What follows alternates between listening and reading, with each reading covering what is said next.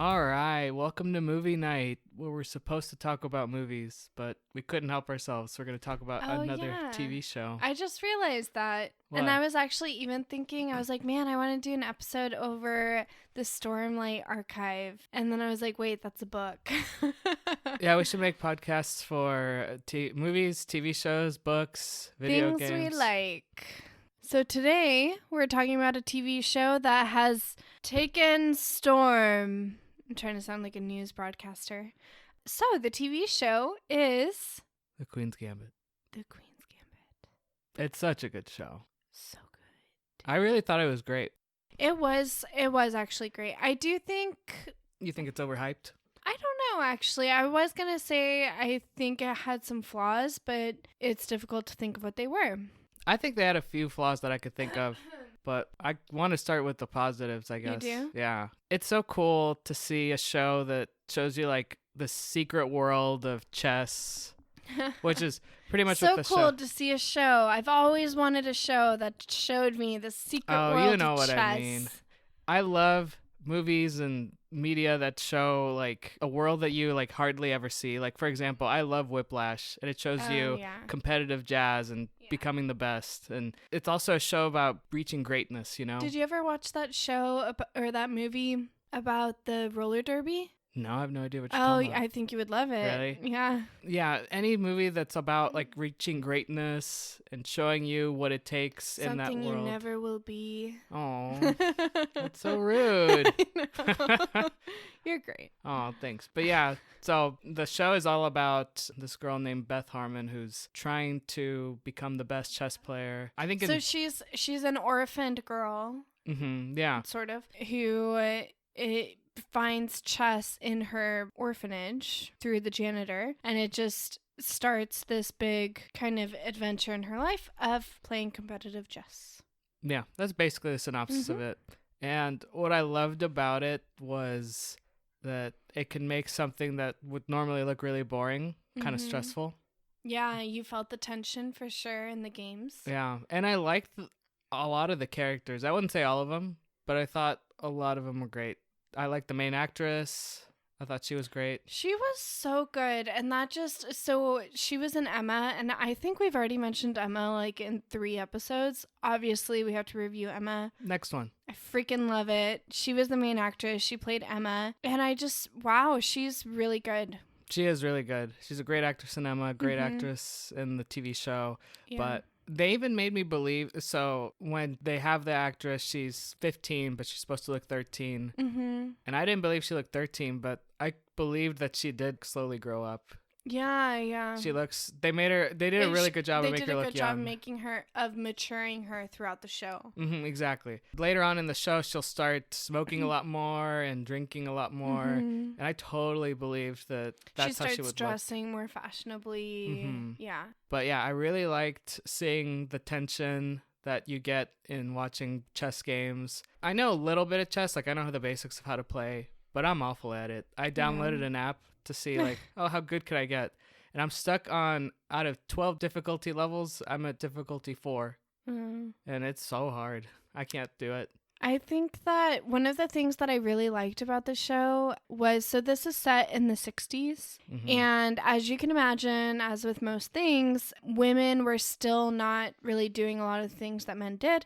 One of those things being competitive chess. So I loved that they didn't make that such an obvious and redundant theme, you know, so... That she's a woman in a man's world? Yeah, that she's a woman in a man's world. They definitely mention it, and it's definitely obvious, but I really appreciated the subtlety that they used. I mean, the reason I say this is not to undermine the efforts that these like women who were the first to do things, not to make that it wasn't as big of a problem or big of an issue than it was, but rather because a lot of these Netflix shows, and I am really struggling to think of which ones come to mind, but we were discussing, like with Yes, God, Yes, that the art of subtlety is just gone in filmmaking. But they really did do a good job in this one of not just pounding it into your head. Oh, poor women in the 1960s. They didn't even get to play chess. You know, they do point out that, oh, it's a woman, you know, and all of the rest of the players are men. She only plays a woman one other time in the show, I think. Yeah, at the very beginning. At the very beginning. But yeah, it didn't get annoying. It felt very real. It felt like how maybe it felt. Yeah. I actually thought it was interesting towards the last episode. We could talk more about the last episode later, but there was a scene where she's playing chess and one of the commentators is mentioning that someone in the audience is the best female chess player in Russia, but she only plays females. Yeah.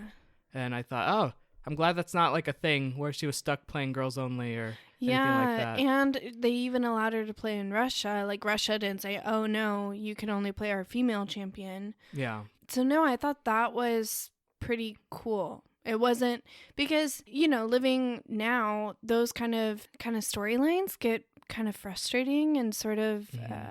Like, it gets frustrating when you can predict that the challenge is just she's a girl. Exactly. Yeah. Exactly. That's exactly what I meant. I think they move on from she's a girl who's really good at chess. Yeah. And they really focus on she's a genius chess player. Yeah. She's what is young. her story? How did she become so good so quickly? Mm-hmm. And I think it's definitely a different perspective because she's a female. Like, a lot of the guys can be intimidated just because she's a girl. Mm-hmm. And I think that's really cool. But not only did I like the main actress, I also liked Benny. He's the guy in the black suit or black jacket. I thought he was so cool. I hope that all really good chess players are just kind of chill guys that want this greatness out of you, whether or not you beat them or not. He coached her. She beat him, and then he coached her. He just wanted her to be the best player that she could be. And there wasn't that, like, maliciousness. Exactly, yeah. It was all very polite and respectful, and it seemed like it was just purely for the love of the game. Mm-hmm. It was never about beating another person. It was about playing the best game of chess that you could play. Well, I think for her it was that she wanted to beat but she had so much respect for him, though. That's true. So, I mean, it's not like and even in the elevator scene, so there's this really cool elevator scene that I liked a lot toward the beginning or middle of the season, where she's in the elevator with Borgov, and Borgov is the master world chess player. He's from Russia, and she had been taking classes in Russian, and in the elevator, he's talking with his, compadres in Russian, saying, I need to play her now before she gets too good. And in Russian, he's saying, they kind of said something, and he said, no, she's a survivor, just like us. She's an orphan. She's a survivor. So there's just this from the start, this kind of mutual respect that they have for each other. Mm-hmm. And it's really cool to watch. It's very admirable. It's not just about the competition. It really does feel like it is competitive, but it feels stronger than that. Yeah, so I really liked the supporting characters, like you were saying. Yeah, they were all really strong. Yeah, I even liked the characters you only see in one episode, like Mr. Scheibel. I wanted to ask you, do you think the show is a feminist show? I think there's a lot of, like, elements of it, but do you think it's just kind of a side thing? No, that's what I like about it. I like that they're not just... I like that it was made for entertainment. It has some real aspects to it. It wasn't just this always trying to not force an idea, but... I feel like the show got more like that in the last episode when Jolene came back.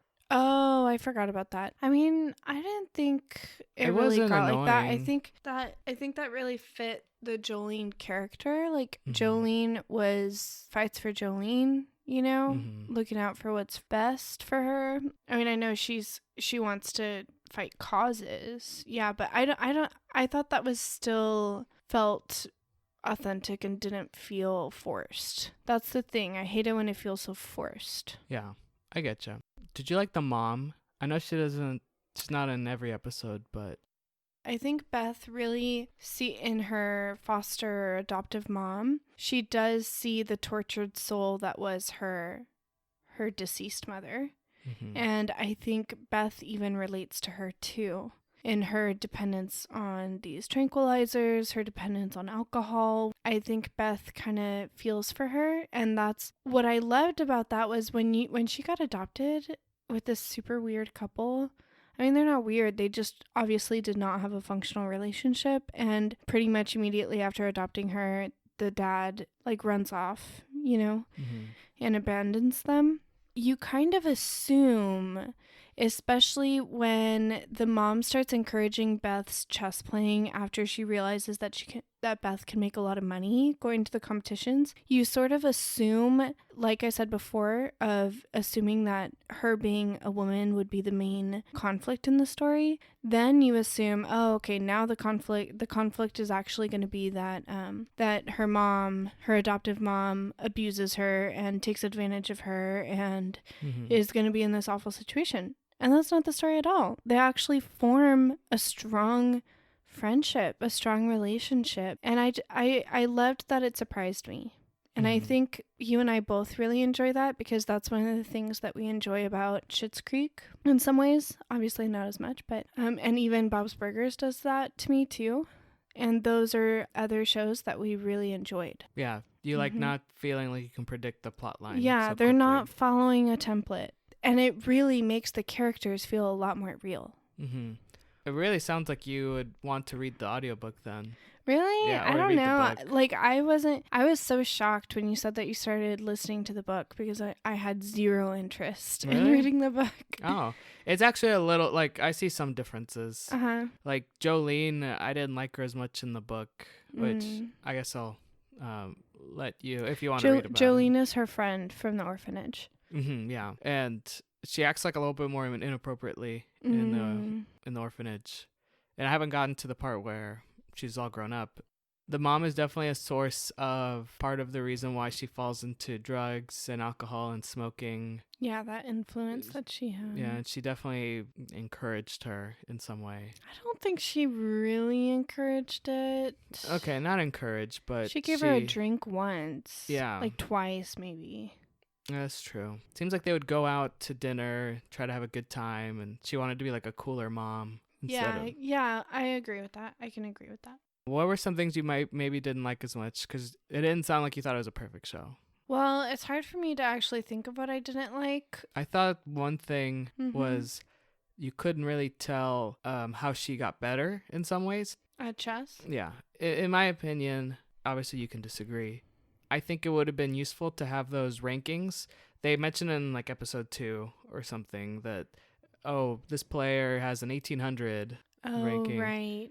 I think it would have been really cool if she had a number and you tracked her progress and how she got better. Maybe it's like my inner Dragon Ball Z. They have fighting level or power levels, and that's how you track how they're stronger for a little bit. Maybe it's me getting addicted to that arbitrary number, but I think that could have helped with understanding who's better than who. But I don't know. Did you feel like it was easy to understand how she got better, or was that a little confusing? Well, I sort of felt that there was always just this underlying idea that she's a prodigy. I mean, you do see her studying, but they say it a few times in the show that she's an intuitive player.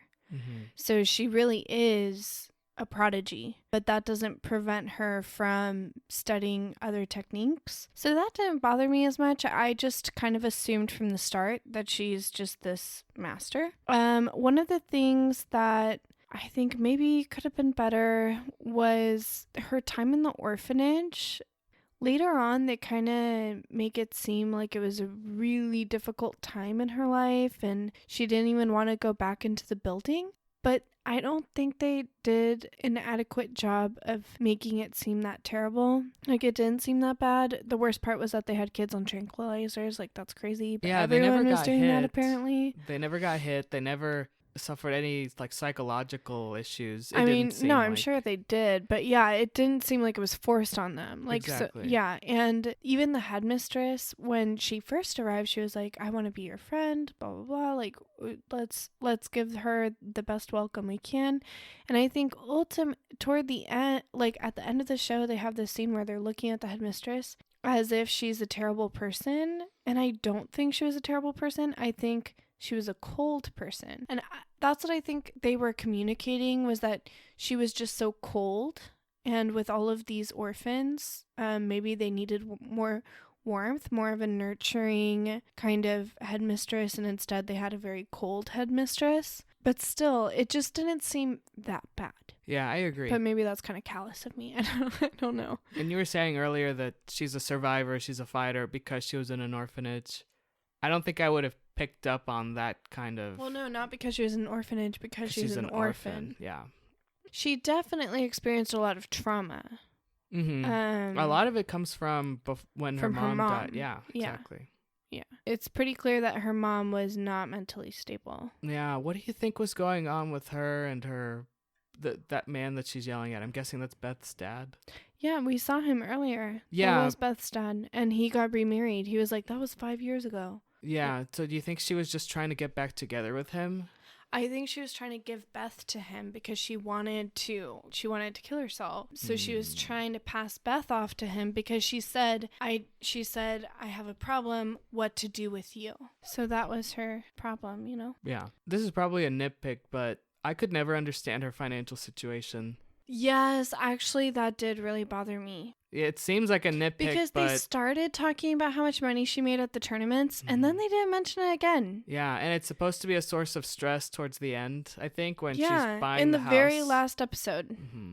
Yeah, because she needs to get to Russia. She just writes a check to buy a house, and then, oh wait, I have no money to get to Russia. Like, the money seemed kind of like it was an issue, it was no issue, then it was an issue, but you didn't really understand how much money she was making. Yeah.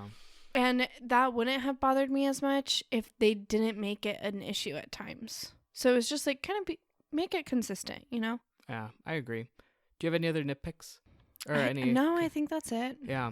I wanted to say that other than those small problems I had, I thought the greatest thing about the show was that it showed that she wasn't so alone. Like, she had her friends and her allies. Towards the show, she's kind of losing all of her friends. There's Harry, there's Benny, there's Jolene. She loses her very early on. And then, I guess, spoiler if you haven't seen the last episode, she finds out Mr. Scheibel dies, and she feels like she's so alone, and she felt so bad that he was always watching over her, and now no one's watching over her. But then you find out Jolene was watching over her, and then as she's in Russia playing her game, she gets a phone call on how to beat all of her past competitors, 2 of them being like slight love interests. Yeah. And another kind of love interest who's not really a love interest because he ended up to be being gay, but he even flew to Russia and he was there with her. So it was throughout the entire show, something that sort of permeates the atmosphere around Beth is this kind of utter loneliness. And at the beginning, she's just so quiet. She barely even speaks in the first few episodes. And it is just this, you feel so alone for her. So they did do a good job of communicating that. And then at the end, you realize it was her own feelings of loneliness. It wasn't that she was actually alone.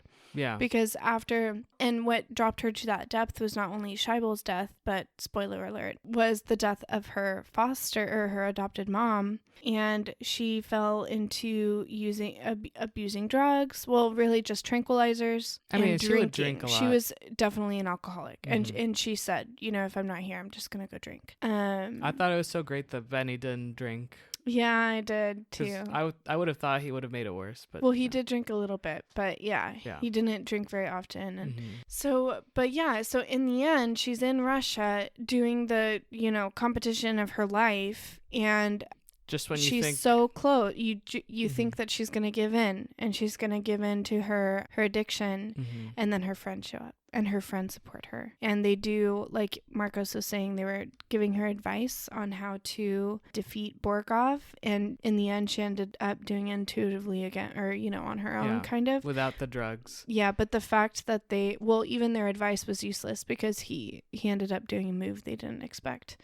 But even then, like, the fact that they were there to support her, meant so much to her. Yeah, I thought it was interesting that she gets like this vision of how the game's going to play out in the ceiling, and she usually gets the vision through the drugs. Yeah, and this time it was great to see that. On her own. Yeah, exactly.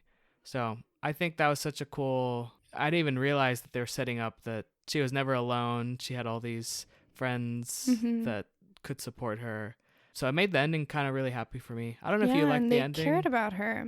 Yeah. No, I did. At first, the last episode was super boring to me. That's because it's like 6 rounds of chess or something. Yeah, but then it got really great. And I was just like, yes. Yeah. Yes.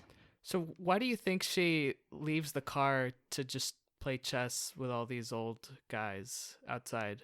Is it just, do you think it's saying something specific? Because I couldn't figure it out. Well, and I think that goes along with the theme that we were talking about earlier, all about the love for the game. So here she is, world champion in chess, just defeated the Russian champion Borgov, and she's in the car with the kind of the state representative For the guy. US, yeah. And he's saying, oh, we're going to do this photo op, talk to this magazine, you're going to go to the White House, and we're going to do this photo op with him where he's going to lose, obviously. So there's all this grandeur from winning, the accolades, all of that. And she just gets out of the car to play chess with the old guys in Russia in a park. And that's exactly what we were saying. It's about the love of the game. She didn't do it for the glory. She didn't do it. I mean, you can tell that she enjoys the press. She enjoys the glory. Yeah. But that's not her main motive. Yeah. Yeah. Even the money is not her main motivation ever.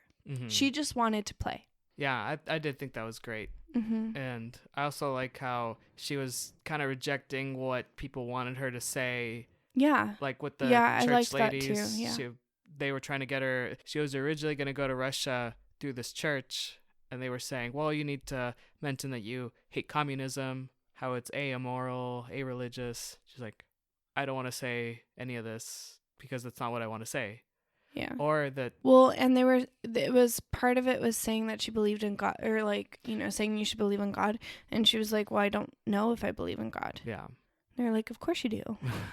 So her integrity was nice. Yeah, I like that she would fight for her, and it didn't even seem like she would struggle with that decision. She's just like, no. Yeah, she just said no. I'm not going to say anything about this. Or, no, I don't want to say that the U.S. is so much better. I think the state representative guy was like, hey, there's the press out there. Just mention how it's so great to live in the U.S. Yeah. She's like, yeah, played the game of my life. This was great.